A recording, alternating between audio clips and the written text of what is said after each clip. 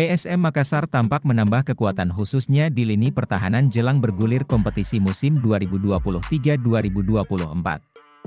Tim berjuluk Pasukan Ramang ini secara resmi mendatangkan pemain asal Spanyol berpaspor Filipina yakni Kike Linares untuk melengkapi kuota pemain asing asal ASEAN.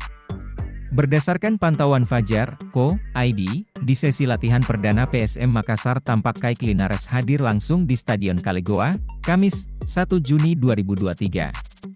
Hanya saja, sampai saat ini belum ada pengumuman resmi dari manajemen terkait kontrak dari pemain asing ini.